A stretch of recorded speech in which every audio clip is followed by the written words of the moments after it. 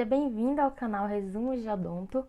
Hoje a gente vai dar continuação ao nosso vídeo da semana passada a respeito das manifestações orais de doenças sistêmicas, que é o capítulo 17 do Neville.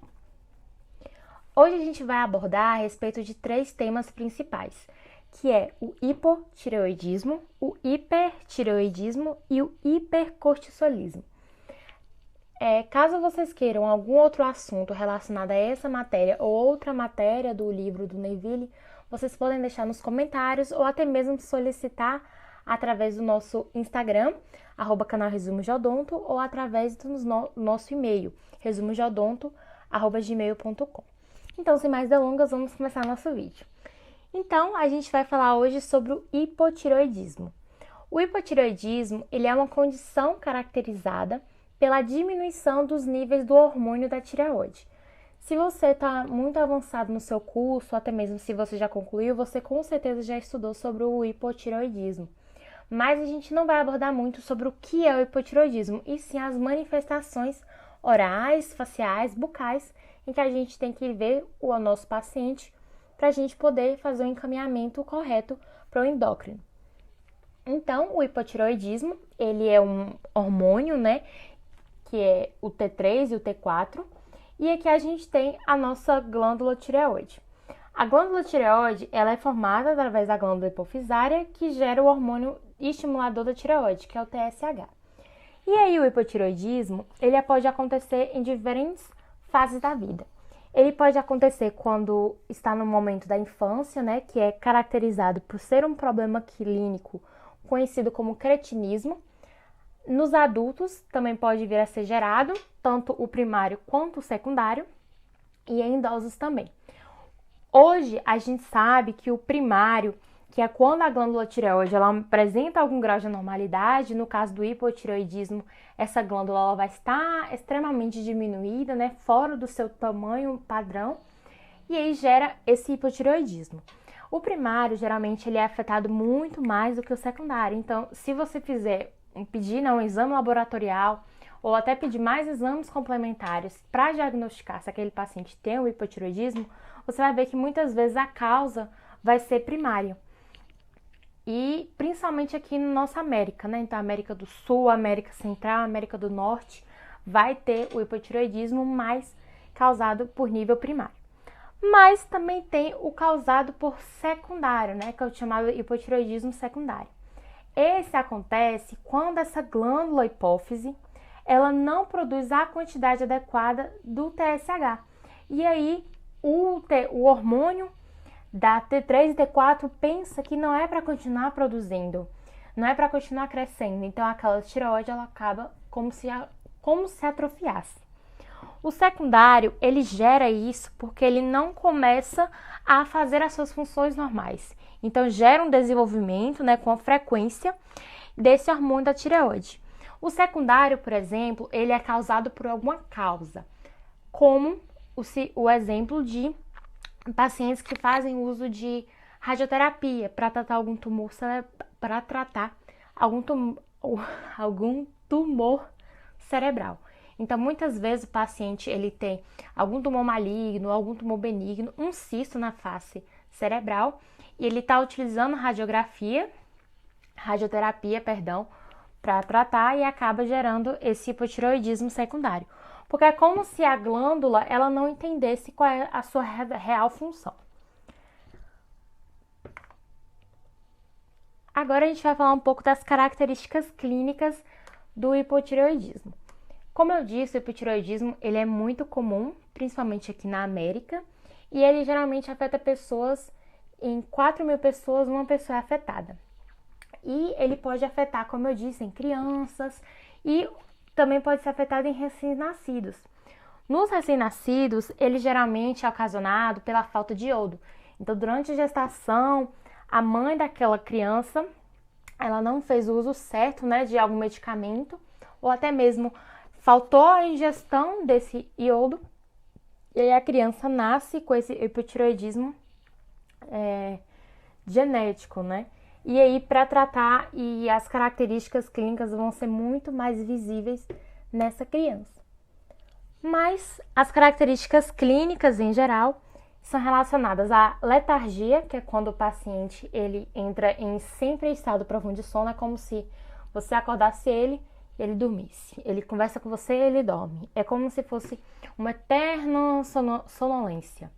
O paciente ele também vai ter pele seca, áspera, edema facial nas extremidades, rouquidão, constipação, fraqueza e fadiga. Então, quando você está ali fazendo anamnese no seu paciente, você já pode vir a observar todas essas características clínicas.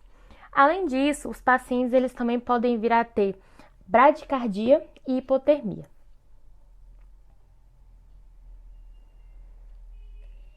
Agora vamos falar um pouco das características clínicas orais. A primeira característica clínica oral que a gente vai estudar vai ser em relação aos lábios. Então, os lábios do paciente, eles podem aparecer espessados, porque isso é ocasionado, né, pelo acúmulo de glicosaminoglicanos, porque como o paciente ele tem falta de iodo, acaba ocasionando esse acúmulo de glicosaminoglicanos ali nos nossos tecidos moles. A língua, ela também pode ter um aumento difuso e pode acontecer também a não erupção dentária, principalmente se é um hipotireoidismo ocasionado no momento do nascimento daquele paciente, pode vir a gerar essa falta de erupção dentária. Então, quando você tira uma radiografia aqui, você observa que os dentes estão erupcionados, mas que não quer dizer, os dentes, eles foram erupcionados, mas não foram totalmente desenvolvidos. E aí, a criança já tem 7 anos, 8 anos e está com os dentes dessa forma. Aí precisa de fazer todo um tratamento dental para a gente observar, né? Isso e fazer com que a criança volte a ter a sua harmonia facial.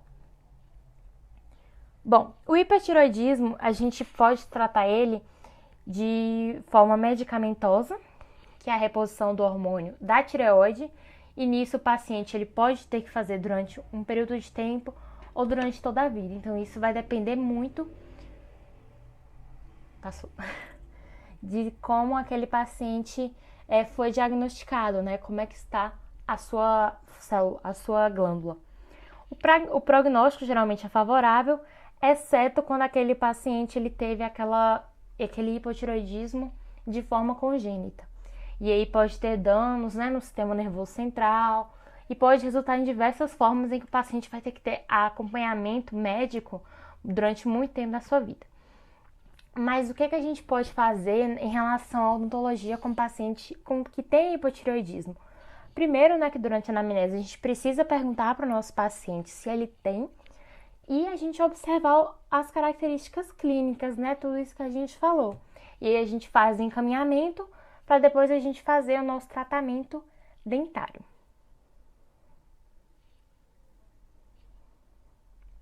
Agora a gente vai falar sobre o hipertiroidismo. O hipertiroidismo é quando acontece o excesso da formação de hormônio da tireoide. Então, o hipotiroidismo, a gente viu que a glândula ela não cresceu tanto quanto deveria, e no hipertiroidismo, essa glândula ela cresceu excessivamente mais do que o comum. Essa condição, ela afeta muito mais as mulheres do que os homens, tipo de 5 a 10 vezes mais as mulheres. E geralmente o hipertiroidismo, ele está ligado à doença de Graves, de 60 a 90% dos casos. O hipertiroidismo é uma produção excessiva que vai resultar em um estado de marcante aumento do metabolismo no paciente. E aí esse paciente, ele vai gerar autoanticorpos, que vai dirigir contra esses receptores desse hormônio. E aí esse hormônio estimulante da tireoide vai pegar as células, né, do TSH, que é essa glândula que vai fazer a formação da tireoide, e ela vai começar a liberar esse hormônio tireoidiano de forma inadequada. Então, o TSH entende pelos autoanticorpos que é para ela produzir mais do que ela já produz.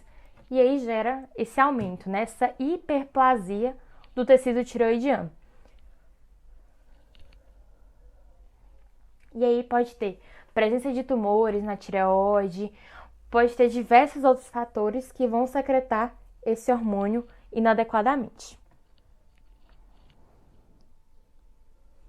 Bom, o hipertireoidismo, ele geralmente é diagnosticado com pacientes entre a terceira e a quarta década de vida e geralmente vai ter um aumento da taxa metabólica causada pelo excesso desse hormônio da tireoide. Quando o paciente ele tem hipertireoidismo, a primeira característica que a gente vê são os olhos. Então, os olhos desse paciente, que é muito marcante, esse envolvimento ocular vai estar com muita retração da pálpebra. Então, a gente vê aquele olho daquele paciente de forma muito característica. Tem até uma participante que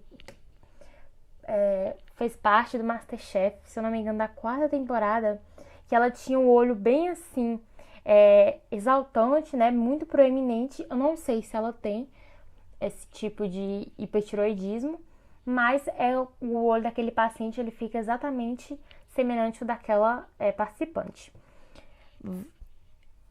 A gente tem também outras características clínicas, como irritabilidade, palpitações cardíacas, intolerância ao calor, taquicardia, que é um sintoma que difere do hipotireoidismo, que a gente viu que o paciente tinha bradicardia. Além disso, o paciente vai ter fraqueza muscular, perca de peso, aumento de apetite e também transpiração muito excessiva. Então, quando aquele paciente senta na sua cadeira do consultório, ele tem hipotireoidismo, a gente vai observar os olhos, que vai estar sempre presente, e as palpitações que aquele paciente vai apresentar, seja em mão, seja em pele, enfim. Como é que a gente vai tratar o paciente que tem hipertireoidismo? Bom, primeiro de tudo, a gente tem que administrar o iodo. A glândula geralmente pode vir a fazer algum tipo de cirurgia, se aquela glândula ela estiver afetando ou incomodando algum outro tipo de paciente. E também pode fazer uma terapia com drogas, né? A propiluracil e o metimazol. Mas isso é claro que a gente não vai administrar. Nós, como dentistas, vamos encaminhar aquele paciente para um endócrino. Aqui a gente tem as principais diferenças do hipotireoidismo e do hipertireoidismo. Como eu disse, né, aqui a gente tem a taquicardia e a gente viu que no hipotireoidismo tinha a bradicardia, sensibilidade ao frio, ansiedade. Então, essa tabela é muito importante. Se vocês quiserem tirar um print, é bom para a gente até saber se aquele paciente tem, a gente saber, né, ter essa diferença entre essas duas, né, para a gente saber diferenciar no nosso paciente.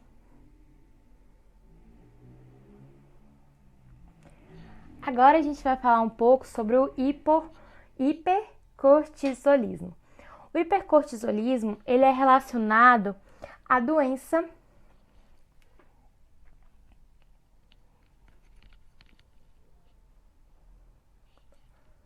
acho que ficou mudo. O hipercorticolismo, como eu estava dizendo, ele é relacionado à doença de Cushing, que é uma condição clínica que é resultante do aumento dos níveis de glicocorticoide.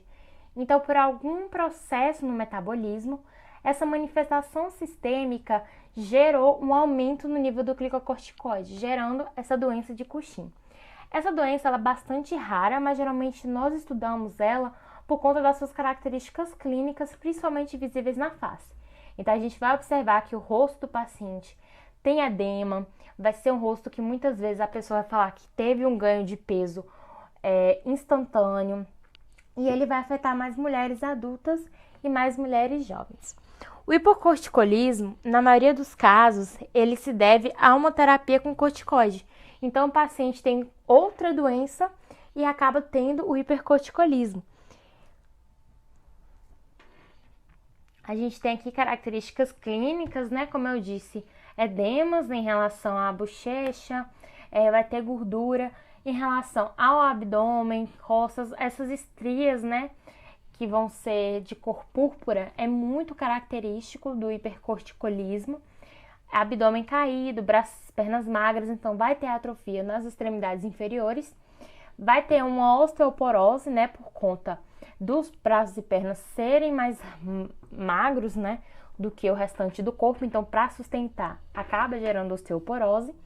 O paciente geralmente ele vai poder, né, gerar hipertensão, vai estar mais propenso a ter depressão, ansiedade, hiperglicemia, atrofia muscular, como eu disse, e fraqueza. Então o paciente vai queixar muito de fraqueza. Esse aumento ele também pode ser ocasionado de forma endógena. Quando acontece de forma endógena, como um tumor na glândula suprarrenal, isso gera a doença de Cushing. Então, os sinais, gente, o paciente ele vai falar que os sinais se desenvolveram muito lentamente, que quando ele viu, acabou gerando essa doença. E o tratamento, para o hipercorticolismo, infelizmente, vai ser para toda a vida daquele paciente, em que nós, como cirurgiões dentistas, a gente não tem como tratar. A gente vai fazer um encaminhamento e cada um deles vai ter um tipo diferente. Depende da doença que tiver associada, depende se o paciente é hipertenso, então ele vai ter que ter um acompanhamento multidisciplinar, como, por exemplo, se ele tiver hipertensão, vai ter que ter acompanhamento com endócrino e muitos outros pacientes. Bom, gente, então essa foi a nossa aula. Eu espero muito que vocês tenham entendido. Se vocês gostaram, deixe o seu comentário. Se vocês quiserem ver outro vídeo aqui no canal, a gente vai estar sempre aqui. E é isso. Se quiserem qualquer outra coisa, entre através do nosso Gmail, @resumodeodonto, ou através do nosso Instagram, @canal Resumo de Odonto. Bom, é isso. Muito obrigada por ter estado até aqui e valeu!